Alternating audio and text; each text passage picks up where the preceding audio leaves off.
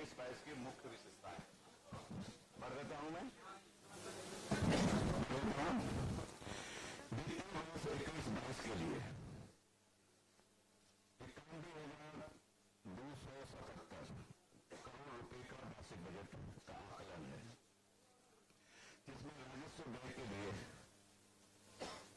75,755.01।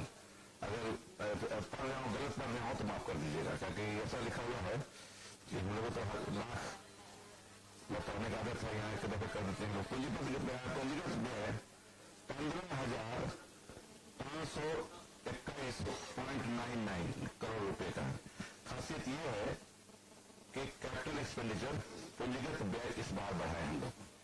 समझना यह है कि अगर हम सामान्य चीजों पर खर्च करेंगे तो ठीक है, हमारा काम चलेगा, लेकिन जब तक हम कैपिटल एक्सपेंडिचर नहीं करेंगे तब उससे राज्य का राजस्व नहीं बढ़ पाएगा।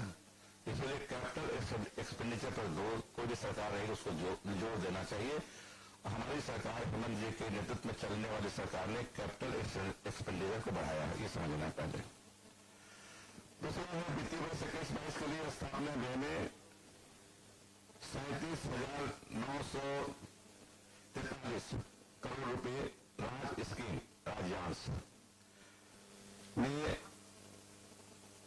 37,809 करोड़ रुपए, केंद्रीय सेक्टर स्कीम में 6,081.34 करोड़ रुपए तथा केंद्र प्रायोजित स्कीम केंद्रांश में 12,284.23 करोड़ रुपए, यानी कुल 91,277 करोड़ रुपए की आय व्यय विवरणी तैयार की गई है। दूसरा इसका साइलेंट फीचर है। बजट में प्रावधानित सकल राशि को यदि प्रक्षेत्र के दृष्टिकोण से देखा जाए तो सामान्य क्षेत्र प्रक्षेत्र के लिए 26,734.05 करोड़ रुपए, सामाजिक प्रक्षेत्र के लिए 33,625। कैच यही करना है आपको। सामाजिक क्षेत्र के लिए, सोशल सेक्टर के लिए हमारा खर्च ज्यादा हो रहा है, जोर उसी पर है। आप लोग पूछते थे कभी कि किस पर ज्यादा आपका जोर रहेगा, एम्फेसिस किस पर रहेगा। मैं बराबर कहता था कि सोशल सेक्टर में रहेगा। तो देख लीजिए आंकड़ा से 33,625.72 करोड़ रुपए तथा आर्थिक प्रक्षेत्र के लिए 30,917.23 करोड़ रुपए उपबंधित किए गए। वित्तीय वर्ष 21-22 में राज्य को अपने कर राजस्व से करीब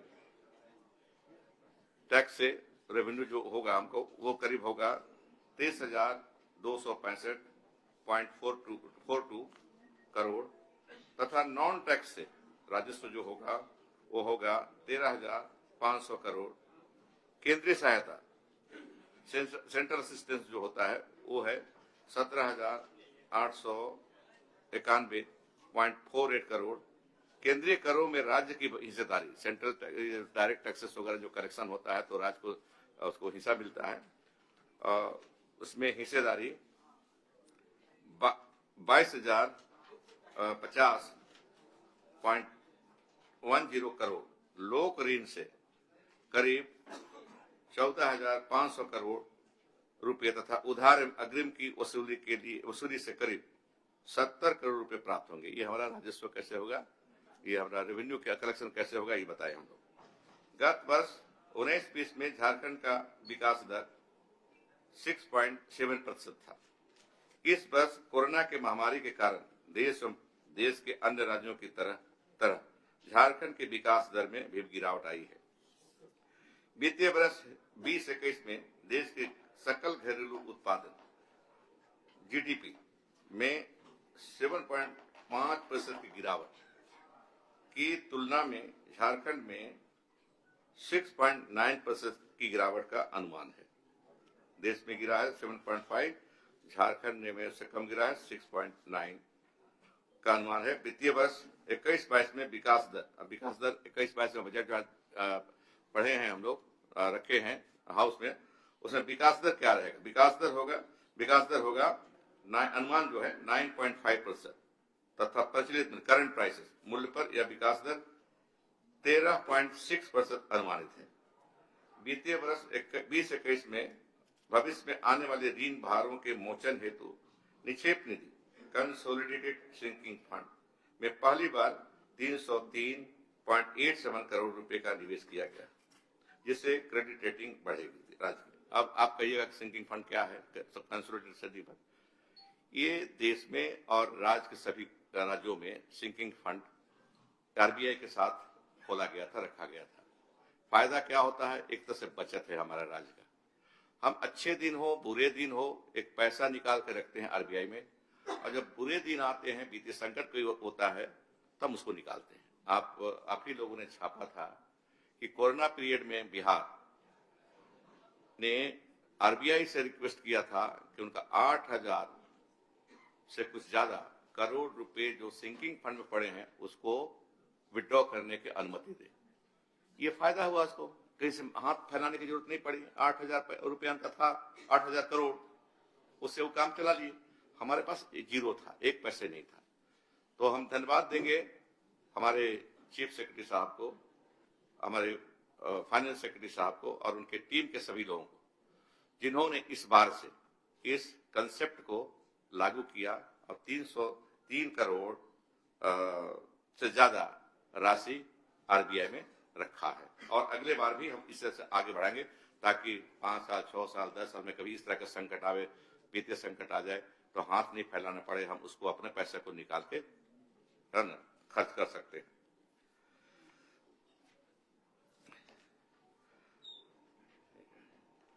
पढ़ रहे थे वित्तीय वर्ष 21-22 में पहली बार 11 विभागों के 21 मांगों डिमांड्स का परिणाम बजट आउटकम बजट प्रस्तुत किया जा रहा है। ये नया कंसेप्ट है इस राज्य में, इसको हमको आपको समझना होगा। बाद में समझाएंगे, चाहे चीफ सेक्रेटरी साहब समझा देंगे बढ़िया से, या हिमानी जी बता देंगे आप लोगों को है क्या आउटकम बजट। आपके लिए, इस राज्य के लिए नई चीज है और इससे फायदा होगा। हम ये तो बताएंगे, बोल तो रहे हैं, बहुत बढ़िया चीज है। आप खोजते रहते इससे इतना पैसा खर्चा हो रहा है, हुआ क्या? गरीब लोगों को फायदा हुआ, राज्य को फायदा हुआ कि नहीं, और कितना फायदा हुआ, कैसे फायदा हुआ बताएंगे, कंसेप्ट बताएंगे। नया कंसेप्ट है जो इन्होंने चीफ सेक्रेटरी साहब और फाइनेंस सेक्रेटरी और उनकी टीम ने शुरू किया है। पारदर्शिता जवाब होगी तो इन तथ्यों का आकलन किया जा सकेगा जिससे कि बजट पे किए गए प्रावधान का लाभ किस तरह से जनता तक पहुंच रहा है। आगामी वित्तीय वर्ष में अन्य विभागों का भी आउटकम बजट प्रस्तुत किया जाएगा। वित्तीय वर्ष 21-22 में प्रारंभ होने कुछ महत्वपूर्ण योजनाएं। महत्वपूर्ण योजना कौन कौन शुरू करें हम लोग इस बार 1 अप्रैल से जो शुरू होगा उसका सुन लीजिए कि सरकार आगे बढ़ती है। सरकारें निरंतरता में चलती जरूर है, लेकिन वर्तमान समय कोई भी रहे उसको उससे उम्मीद की जाती हो आगे बढ़े। तो हमारी सरकार आगे बढ़ रही है, नई योजनाएं लाई है, उसको हम संक्षिप्त ब्यौरा देंगे। ग्रामीण विकास विभाग, जल संसाधन विभाग, कृषि पशुपालन एवं सहकारिता विभाग हेतु समेकित रूप से लगभग 18,653 करोड़ रुपए का प्रावधान किया जा रहा है, जो कोरोना महामारी के विषम परिस्थिति के बावजूद वित्तीय वर्ष 2021 से लगभग 11% अधिक है। समेकित बिरसा ग्राम विकास योजना के तहत प्रत्येक जिले से ग्राम का चयन करते हुए बिरसा ग्राम के रूप में नामित किया जाएगा। इस हेतु वित्तीय वर्ष 21-22 में 61 करोड़ रुपए का बजटीय उपबंध प्रस्तावित है। शहरी क्षेत्रों में उद्यानिकी फसलों की खेती के अंतर्गत वित्तीय वर्ष 21-22 में राज्य में 5,000 पौष्टिक गृह वाटिका विकसित किए जाएंगे। ये है क्या आप समझना चाहेंगे? आप देखिएगा आपके घर के सामने भी जमीन पड़ी हुई है, कुछ नहीं करते हैं। हम लोग प्रमोट करेंगे, प्रोत्साहित करेंगे कि आप साग सब्जी लगाइए, कुछ पेड़ पौधे फलदार लगाइए, पर्यावरण भी ठीक रहेगा और शुद्ध चीजें भी साग सब्जी मिलेगी खाने के लिए। यही इसका उद्देश्य है। सखी मंडलों द्वारा निर्मित उत्पादों को प्लास ब्रांड के जरिए एक नई पहचान देकर करीब 2 लाख ग्रामीण महिलाओं की आमदनी में बढ़ोतरी सुनिश्चित किया जा रहा है। आमदनी बढ़ाना है, रोजगार बढ़ाना है, रोजगार से आमदनी बढ़ती है। तो ये आमदनी बढ़ाने के लिए ग्रामीण इलाके में हम लोग की प्लास ब्रांड के जरिए जो निर्मित उत्पाद है सखी मंडल द्वारा, उसको हम लोग ब्रांडिंग करके बेचेंगे ताकि उन सखी मंडल के सदस्यों की आमदनी बढ़े और आर्थिक गतिविधि राज्य की बढ़े, बेहतर आवे। मनरेगा योजना अंतर्गत 1150 लाख मानव दिवस सृजन किया गया है तथा एवं भुगते मजदूरी दर में राज्य सरकार ने अपने संसाधनों से वृद्धि करते हुए मनरेगा मजदूरों को 194 रुपए के बदले 225 रुपए मजदूरी भुगतान किया जाएगा। अब देखिए, हम बराबर कहते हैं, हमारे अर्थशास्त्री जो देश के हैं जाने माने बराबर कहते हैं कि मंदी के समय में लोगों के हाथ में पैसे दीजिए, सरकार को देना चाहिए। अब विदेश में देखते हैं अमेरिका में कितना देता है, सब जगह देता है, लेकिन हमारे यहाँ तो मिलता नहीं है। लेकिन ये सरकार, हमारी सरकार जो है झारखंड की सरकार बढ़ा रही है, हाथ में पैसा ज्यादा दे रही है। हमारे मंत्री जी हैं, इनकी सोच के अनुसार सरकार काम कर रही है। भारत सरकार 194 रुपये मनरेगा के तहत मजदूरी प्रतिदिन हिसाब देती है। हम लोगों ने, हमारी सरकार ने, हेमंत जी की सरकार ने और इनके नेतृत्व में, ग्रामीण विकास मंत्री जी के नेतृत्व में हम लोग कहे कि इसमें बढ़ोतरी करेंगे ताकि जो भाई काम कर रहे हैं मनरेगा के तहत उनकी आय में वृद्धि हो। तो 31 रुपये सरकार दे रही है, भारत सरकार 194 रुपये, हम 31 रुपये दे करके उसको 225 रुपये दे रहे हैं। ये बढ़िया है कि खराब है, जानना चाहेंगे? बोलिए, वोट दीजिए। हैं? बढ़िया, बोलते रहना चाहिए अपने से, हम पूछे तो।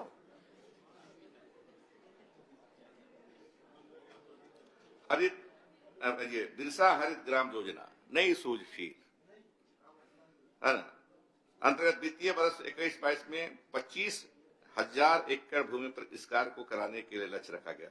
हरित ग्राम भी देखते हैं, सूखे हुए कोई पेड़ पौधा नहीं होता है, कुछ नहीं, लेकिन हम लोग सोचे हम मनरेगा के तहत काम कराएंगे। हम लोग एक तो उनके मजदूरी का राशि बढ़ा दिए हैं और गांव को और बेहतर बनाने के लिए, हरित ग्राम करने के लिए इस पर हम 25,000 एकड़ में पेड़ पौधा लगाएंगे।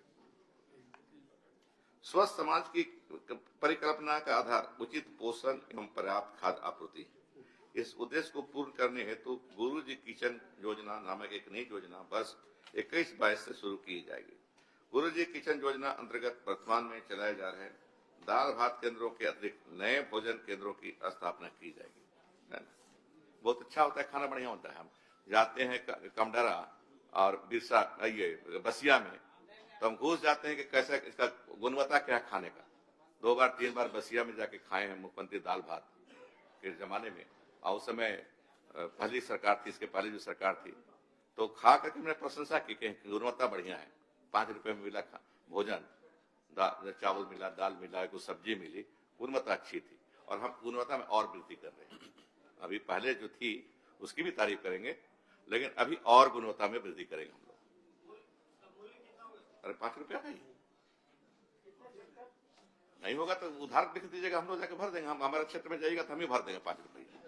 अगर मान लीजिए 5 रुपये नहीं है तो हमको खबर कर दीजिएगा, बसिया गए थे, कमडरा गए थे, लोहरदगा गए थे, खाना खा लिए हैं, पैसा नहीं था, तो उधार दिखा दीजिएगा, हम बोल देंगे सबको। सेंटर जगह जगह खोलेंगे, अभी तय करेंगे। जो 377 केंद्र पहले से थे, अभी और बढ़ाएंगे इसको। वही तो बोल रहे हैं, लिखे हुए बढ़ाएंगे इसको, 377 था केंद्र पहले से, उसको और बढ़ा देंगे। राष्ट्रीय खाद्य सुरक्षा अधिनियम के से आच्छादित लाभों की सम्मानजनक स्थिति सुनिश्चित करने हेतु उद्देश्य अनुदानित दर पर धोती, साड़ी एवं लुंगी का वितरण किया जाएगा। इस बात को समझे हम लोग। सरकारें होती हैं, दावा करती हैं कि रोजगार दिया, और ये रोटी भी दिया, राशन कार्ड के मार्फत से रोटी भी दिया, लेकिन वस्त्र कौन देगा? शहर में जो वस्त्र पहनते हैं नर नारी, उस पर मत जाइए। चले जाइए लोहरदगा के, बिशुनपुर के इलाके में, जंगल इलाके में फटा पुराना धोती, लुंगी, गंजी पहने हुए रहते हैं लोग। तो इस सोच के तहत फिर हम कहेंगे, मुख्यमंत्री हेमंत जी के सोच पहली सरकार में भी चलाए थे, हम 10 रुपए कितना भी खरीदें हम, लेकिन हम धोती देंगे 10 रुपया में, साड़ी देंगे 10, बढ़िया क्वालिटी, ये नहीं कि रद्दी फद्दी दे दिया, बढ़िया क्वालिटी का धोती देंगे 10 रुपए में, साड़ी देंगे 10 रुपया में, और लुंगी भी देंगे। जो लुंगी पहनेंगे, लेना चाहेंगे लुंगी भी बढ़िया क्वालिटी का 250-300 रुपये का जो लुंगी खरीदेंगे हम लोग, वो 10 रुपए में मात्र देंगे। अगर आप लोगों किसी का राशन कार्ड होगा तो आप भी ले सकते हैं, फायदा उठा सकते हैं।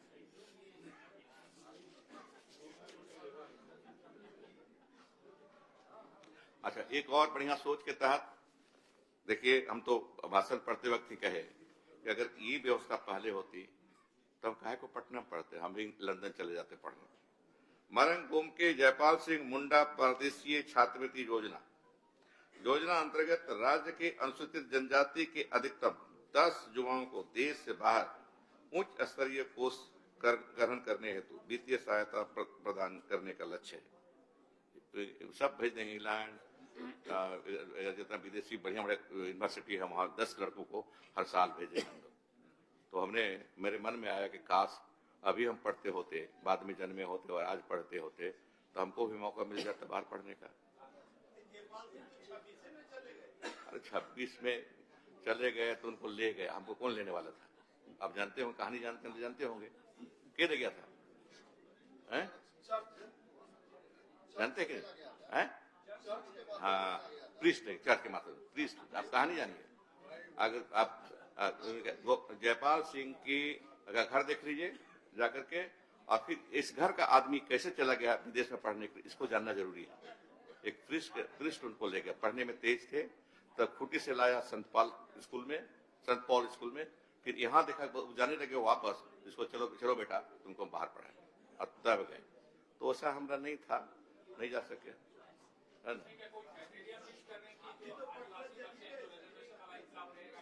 नहीं, बढ़िया मेधावी रहेगा, जो तेज रहेगा मेधावी रहेगा। केवल एसटी के लिए अभी शुरू कर रहे हैं एसटी में, आगे भी बढ़ते हैं ना, आगे बढ़ेंगे हम लोग, एक एक कदम न चलेंगे।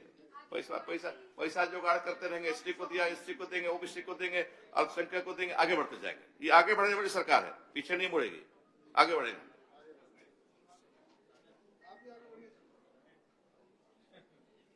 मुख्यमंत्री रोजगार सृजन योजना के अंतर्गत अनुसूचित जनजाति, अनुसूचित जाति, अल्पसंख्यक पिछड़ा वर्ग तथा दिव्यांग जन के युवाओं को स्वयं का व्यवसाय शुरू करने हेतु ऋण राशि का 40% अथवा अधिकतम 5 लाख रुपए का अनुदान देने का प्रावधान किया जा रहा है। अच्छा, देखिए, वित्तीय वर्ष 21-22 में झारखंड खुला विश्वविद्यालय, झारखंड ओपन यूनिवर्सिटी का स्थापना की जा रही है। तो जिसमें और आपको मान लीजिए कि हिस्ट्री पढ़े होंगे, बीए में किए होंगे, पढ़ने का शौक है सोशियोलॉजी, तो आप भी एडमिशन ले सकते हैं, बहुत बाधा नहीं है उसमें, ओपन यूनिवर्सिटी में, और दूसरा डिग्री भी प्राप्त कर सकते हैं। इसको ध्यान में रखें।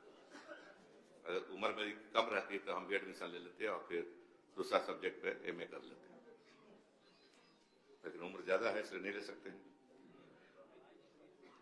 बंधुआ मजदूरों का पुनर्वास, बिहार के दिनों में इधर के इलाके, झारखंड के इलाके, बाहर भी और अन्य जिलों में भी बंधुआ मजदूर का रिवाज था। खानदान दर खानदान किसी के बंधुआ मजदूर होते थे। मेरे पिताजी बंधुआ मजदूर थे, फलाना जमींदार साहब क्या, वो पिताजी की मृत्यु हो गई, मैं बेटा हूँ, कि कर्ज थोड़ा सा ज्यादा कर्ज, थोड़े कर्ज में हमको रखना पड़ा, हमको बंधुआ मजदूर हम हो जाते, फिर मेरे बाद मेरा बेटा, मेरा खानदान बंधुआ मजदूर रहता। ये पलामू में जहां मेरा घर है वहां ज्यादा था, लेकिन याद आता है हमको, याद आती है कहेंगे महाश्वेता देवी, वहां कैंप करके बंधुआ मजदूरी के खिलाफ आंदोलन किया और उनको सफलता मिली, और आज बंधुआ मजदूरों की संख्या पलामू जिला में, पुराना पलामू जिला में नगण्य है। सब फ्री हो गए, मुक्त हो गए।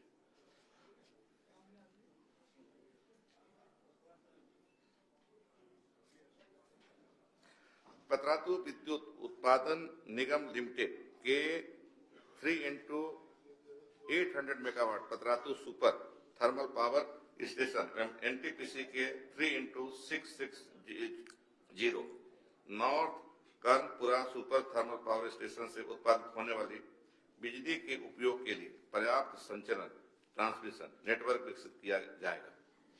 अभी है क्या कि डीवीसी से हमको लेना है, इस उनका ट्रांसमिशन लाइन उन्हीं का, उनसे लेते हैं, पैसा ज्यादा लेते हैं। अगर संचरण हमारा हो जाएगा, ट्रांसमिशन लाइन हमारा हो जाएगा, तब कहीं से खरीद सकते हैं और दे सकते हैं सस्ता दर में। अभी तो हम बंधे हुए हैं।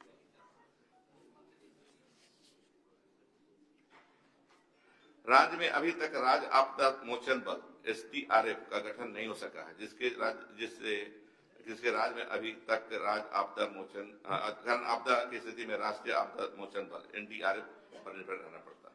21-22 में इस बल को क्रियाशील करने का लक्ष्य सरकार ने रखा है। लुगुबुरु एवं राजरप्पा, लुगुबुरु कहाँ है? जनरल नॉलेज टेस्ट वगैरह पास हो गए, 100 में 100 मिला। कौन कर मिला? 100 में 100 आपको, बाकी तो 0 में आउट हो गए। राजरप्पा तो सब जानते होंगे,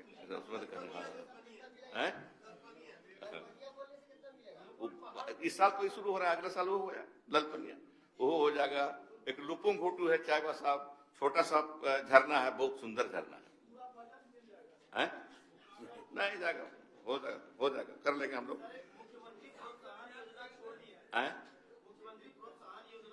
तो आप पढ़ लिए ना, हो गया। हम थोड़े आप पढ़ पाते हैं कि देखिए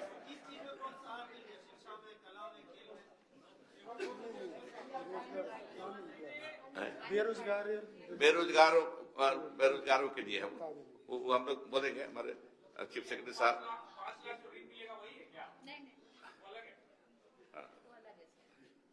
चलिए।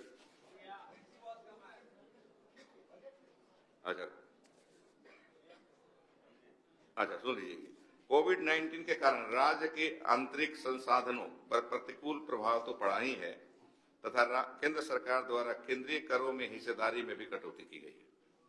समझ में? दो तरफा मार हुआ, एक तो हमारा राजस्व घट गया, रेवेन्यू कलेक्शन घट गया, और उधर से भी कम मिल गया की कटौती है। तथा डीवीसी के बकाया राशि को भी राज्य के कंसोलिडेटेड फंड के सीधे काट दिया गया है। ये उचित हुआ, अनुचित हुआ? अनुचित। राज्य के हैं नागरिक, बताइए उचित हुआ था कि अनुचित हुआ था? बोलिए भाई, अनुचित हुआ। ठीक, धन्यवाद धन्यवाद।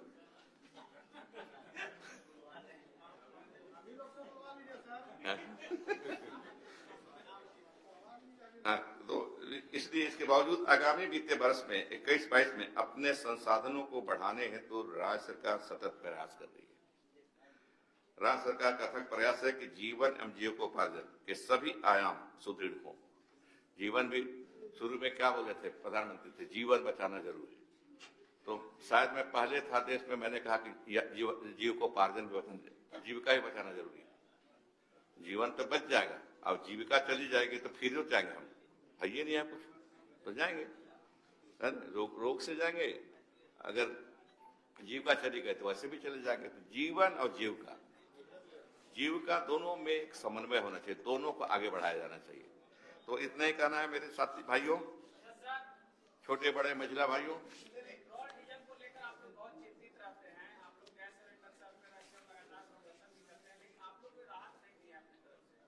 कैसे? हम आय बढ़ा दिए, इनकम बढ़ाए, इनकम बढ़ा दिए। हमारा ऐसा है, ये बहस का विषय है जो यहाँ हमको आपको नहीं करना चाहिए। अकेले पूछिए, हम बता देंगे। एक ने पूछा इस मजाक होता रहता है, ये रोजाना का हमारा है। इसो ना हम गंभीर रूप से लेते हैं, ना ये गंभीर रूप से लेते हैं, हंसी मजाक हम लोग में चलता है।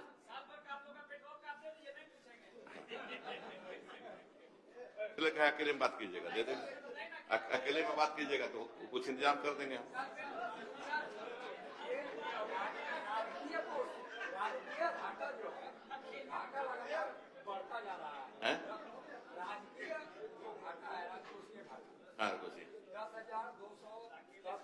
परसेंटेज में देखिए, उसको नहीं बढ़ने दिए हैं, परसेंटेज पढ़िए। राशि बढ़ सकती है, लेकिन परसेंटेज हमारा क्या है? जीडीपी का कितना परसेंट बढ़ा? जो था पहले वही है। सुनिए, आगे सुनिए। ऋण जो होता है, इसको अगर सीमा के तहत लिया जाए तो इसको रिसोर्स माना जाता है। तो ऋण के लिए दो बंदेज है, एक तो ये हर साल जो आप ऋण लेते हैं वो आपके जीएसटीपी से 3% से ज्यादा नहीं होना चाहिए, ठीक है। और आपका ओवरऑल जो ऋण की टोटल है वो आपके जीएसटीपी का 25% से ज्यादा नहीं होना चाहिए। तो 3% के दायरे में रह करके जो ऋण लिया जाता है उसको रिसोर्स के रूप में हम लोग यूज करते हैं, योजनाओं का कार्यान्वयन करते हैं, वो उसको नेगेटिवली नहीं देखा जाता है।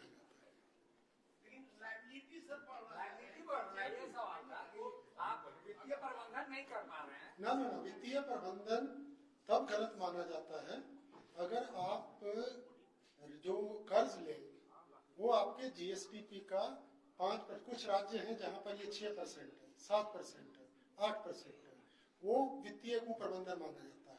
अगर एफआरबीएम एक्ट की जो सीलिंग है वो 3%, उसको राज्य सरकार ने पिछले 19 सालों में कभी एक्सीड नहीं किया है।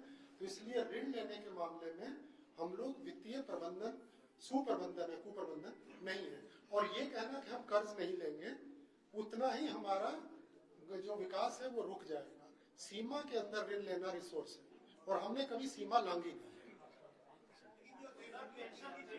और इस बार शायद परसेंटेज भी भारत सरकार ने बढ़ा के 4% कर दिया है, इस कारण भी अमाउंट ज्यादा बढ़ रहा है। हम लोग उसके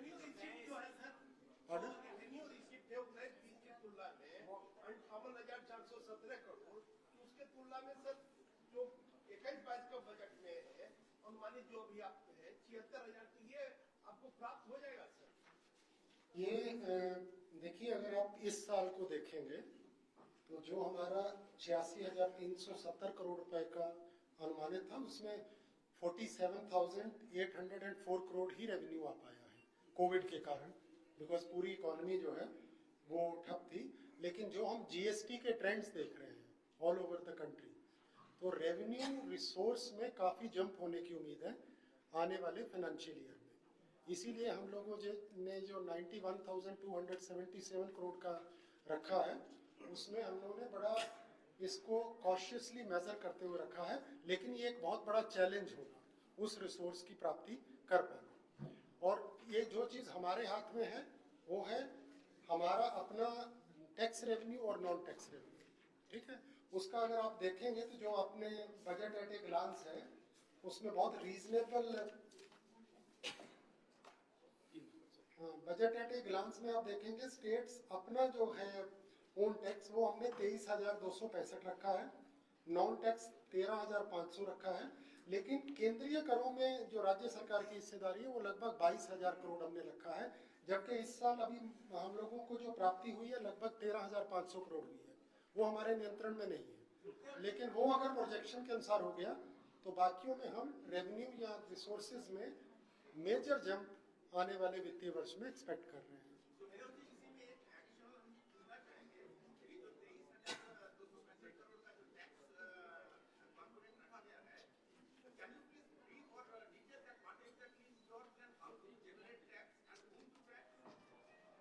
ये जो इसका ब्रेकअप है ये लार्जली इसमें कमर्शियल टैक्स है जिसमें जीएसटी होता है, वैट होता है, then you have land revenue, then you have excise, you get tax from registration, then from transportation, ये होता है। नॉन टैक्स रेवेन्यू में रॉयल्टी एंड अदर रेवेन्यूज होते हैं। इसका बिल्कुल पूरा अलग से इसका ब्रेकअप डिपार्टमेंट वाइज भी हम लोगों के पास है।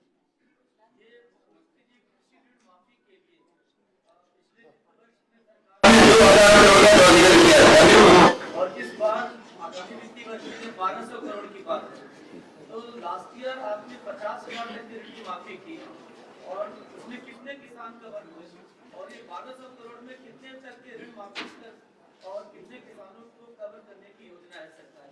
नहीं, इसमें देखिए जो कृषि ऋण माफी है वो स्कीम बड़ी क्लियर है कि हमें 5,000 है, कितना 50,000 तक जितने हैं, जितने उसमें आएंगे सबको माफ करना है। माफ क्या करना है, उसका जितना पैसा हमें बैंकों को ट्रांसफर करना है।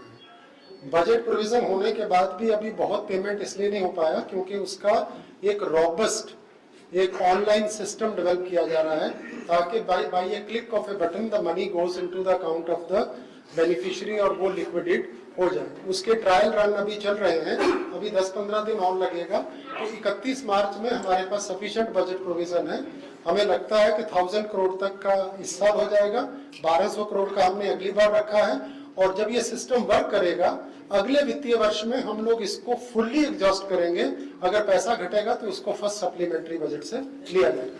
तो जो आपका पिछले साल का बजट था उसमें 2000 करोड़ का प्रावधान था और इस बार 1200, क्या दोनों मिला के 3200 करोड़? नहीं, 3200 करोड़ में नहीं हो पाएगा, ये अमाउंट भागेगा। वो डिटेल कैलकुलेशन चल रहा है, इसलिए मैंने आपको बताया कि जो राशि घटेगी उसकी व्यवस्था फर्स्ट अनुपूरक के माध्यम से हम लोग करते हैं।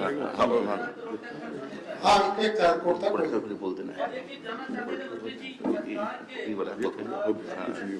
बेरोजगारी भत्ता देने का, सरकार ने वर्तमान वित्तीय वर्ष में कितना खर्च किया और आगामी वित्तीय वर्ष में कितना खर्च करने की योजना है? नहीं, उसमें ये एक घोषणा थी जिसके बारे में स्कीम पर विभाग ने ड्राफ्ट की थी, परंतु जो वित्तीय स्थिति अभी थी कोविड के कारण, उसके कारण ये स्कीम अभी थ्रू नहीं हो पाई। तो इस साल उसको उसमें नहीं हो पाया है। स्कीम कंसेप्चुलाइज की जा रही है, अगले वित्तीय वर्ष में उसको फुल फ्लेज्ड फॉर्मेट में हम लोग लागू करेंगे। अच्छा सर, ये 100 यूनिट बिजली मुफ्त देने का बात सरकार का कमिटेड हुआ था, उसके बारे में भी कुछ इसमें कहा नहीं गया। इस बजट में भी, पिछले बजट में भी नहीं कहा गया था। तो क्या बिजली वितरण का जो आप लोग दे रहे हैं कि बिजली वितरण अपने हाथ में लेंगे, तो उससे स्थिति सुधरेगी? तो क्या ये 100 यूनिट बिजली हम लोग को मुफ्त मिलेगा? ऐसा है कि अपने विधानसभा में इस तरह का प्रश्न आया था, उत्तर में सरकार की तरफ से आपने सुना होगा कि अभी सर्वे का काम चल रहा है कि 100 यूनिट तक कितने लोग कहां से कितने लोग। जब तक हम सर्वे नहीं करेंगे, आंकड़ा नहीं रहेगा, हम कंज्यूमर कस्टमर को नहीं जानेंगे तो देंगे किसको? एक खाली बयान देने से उसी का चल रहा है अभी। अब इसको, इस कंसेप्ट को हम लोग लागू करेंगे, इतना निश्चित करेंगे। एक चीज, 2-4 चीजें मैं और ऐड कर दूंगा जो मंत्री जी ने बताया है। जो नरेगा के वेजेस बढ़े हैं उसमें लगभग 331 करोड़ रुपए का एडिशनल बर्डन आएगा। लुंगी धोती साड़ी योजना में लगभग 500 करोड़ रुपए का एडिशनल बर्डन है। और जो पेंशन का यूनिवर्सलाइजेशन है, क्योंकि अभी पेंशन टारगेट के बियॉन्ड नहीं जाते थे, उसके कारण लगभग 365 करोड़ रुपया एक्स्ट्रा हमें लगेगा। हर पंचायत में एक मॉडल स्कूल जो खोलने की सरकार की योजना है, उसके लिए हम लोगों ने 450 करोड़ रुपए का बजट प्रोविजन रखा है। और हेल्थ की जो घोषणाएं हुई हैं, हर प्रमंडल में एक state of the art develop करना है, उसके लिए 453 करोड़ रुपए का बजट प्रावधान रखा है। और जो मोस्ट इम्पोर्टेंट है, मिल्क प्रोडक्शन को 73 लाख लीटर से बढ़ा करके 80 लाख लीटर बढ़ाने का टारगेट है। और फिशरीज में, फिशरी के सेक्टर में 1.90 लाख मीट्रिक टन को बढ़ा करके 2.65 लाख मीट्रिक टन प्रोडक्शन की जाएगी। और मोस्ट इम्पोर्टेंटली रूरल एरिया में जो ड्रिंकिंग वाटर है, हर घर को पानी पहुंचाना, जल जीवन मिशन के तहत अभी हमारी कवरेज अराउंड 11% है। अगले साल हम के एंड तक 30% घरों में नल के माध्यम से पानी पहुंचाने का हमारा लक्ष्य है। तो ये फोकस रहेगा बजट इन चीजों की। अब बहुत हुआ भाई, अब धन्यवाद देंगे आप लोगों को और बाकी पूछते रहिएगा। धन्यवाद देते हैं। बजट पे आउटकम बजट एक मिनट, आउटकम बजट पे जानिए। आउटकम बजट के बाद एक सर एक प्रश्न हमारा ये है सर कि एजुकेशन पे सबसे ज्यादा है, उसके बाद जो है सेक्टर है, लेकिन सर टूरिज्म और जो है स्पोर्ट्स पे है, इसको ये क्या प्राथमिकता में नहीं है? दूसरी बात इसी से है कि लेबर एंड स्किल डेवलपमेंट में सबसे कम सर बजट की राशि है। लेबर एंड नहीं, वो तो चूंकि भारत का स्किल मिशन से पैसा आ जाता है, तो जो पैसा भारत सरकार से आ जाता है उसको लिए अपने रिसोर्सेज को जाया करने की आवश्यकता नहीं है। और टूरिज्म एक ऐसी चीज है जिसमें हमारे पास पैसा खर्च करने की जरूरत नहीं, प्रमोशन की जरूरत है। और वो प्रमोशन IPRD के द्वारा ही होगा। तो we will promote it in a big way. Sports को लेकर सर वैसा कुछ अलग सर? स्पोर्ट्स का तो स्पोर्ट्स पर्सन को हम लोगों ने नियुक्ति दे दी है। हर नरेगा के तहत हर ग्राम पंचायत में खेल का मैदान विकसित करने की भी योजना है। और बजट सुन लीजिए। ऐसे तो देखिए भाई, हरि अनंत हरि कथा अनंता, कितनों क्वेश्चन पूछते रहिएगा तो आज नहीं खत्म होगा। 1 हफ्ता लग जाएगा, उससे ज्यादा लगता है। तो हरि कथा ये हरि अनंत, हरि कथा अनंता, वो इसको छोड़िए, बीच में जो पूछते रहिएगा, आते रहिएगा, एक दिन थोड़े मिलना है, बाद में मिलेगा ना। कांग्रेस थोड़े भागती है पूछने से, कांग्रेस थोड़े सवाल से भागती है, नहीं भागती है, लेकिन समय देते हैं हम लोग। अच्छा ये सुन लीजिए, नई चीज है आउटकम बजट, ये जान जाइए और उसको प्रचार भी कीजिए। बता दीजिए सर, वो धोती साड़ी में कितना अमाउंट बजट है? 500 साड़ी के लिए हम लोगों ने 500 करोड़ रखा है, 500 करोड़। और जो यूनिवर्सलाइजेशन ऑफ पेंशन होगा उसमें 365 करोड़ का एडिशनल है। मॉडल स्कूल्स के लिए 450 करोड़ हम लोगों ने रखे हैं, और हेल्थ इंफ्रास्ट्रक्चर के लिए 453 करोड़, लोन वेवर के लिए 1200 करोड़। और एक और इम्पोर्टेंट है जो ग्रामीण विकास का है कि अभी तक आजीविका से जो लाइवलीहुड प्रमोशन सोसाइटी है उससे 20 लाख परिवार जुड़े हैं। आने वाले साल में 12 लाख और परिवारों को जोड़ा जाएगा ताकि 32 लाख परिवार लाइवलीहुड से जुड़ सके। धन्यवाद। आउटकम बजट, हाँ बता 2 मिनट। आउटकम बजट हाँ जानना जरूरी है, नया चीज है ना। आउटकम बजट बेसिकली एक रिस्पॉन्सिबिलिटी फ्रेमवर्क है जिसमें जो राशि प्रावधानित की जाती है उसके विरुद्ध क्या आउटपुट रहेगा, जो फिजिकल टर्म्स में और न्यूमेरिकल टर्म्स में होता है। सपोज हम बोले कि हमने अमुक राशि प्रावधानित करी है तो उसके से for example infrastructure improvement in schools, तो उसके विरुद्ध कितने कक्षा बनेंगी या क्या पेयजल की सुविधा या टॉयलेट की सुविधा वहाँ स्कूल में उपलब्ध कराई जाएगी, तो वो नंबर्स में दिया जाता है।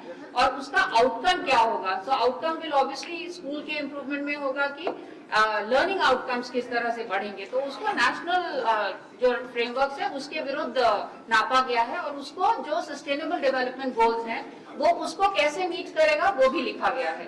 So if you I think आप लोग के बैग्स में दिया गया होगा। So 11 books are there for outcome budget for 11 departments. 11 विभाग हैं, agriculture, health, education, higher education, women and child development, rural development, food and civil supplies, forest and environment, drinking water and sanitation, urban development और कल्याण विभाग। तो इनके जो भी मद वार व्यय हैं उनका what we expect out of that in physical terms as well as in outcome terms, ये उसमें लिखा गया है। सो बेसिकली ये अकाउंटेबिलिटी फ्रेमवर्क और रिस्पॉन्सिबिलिटी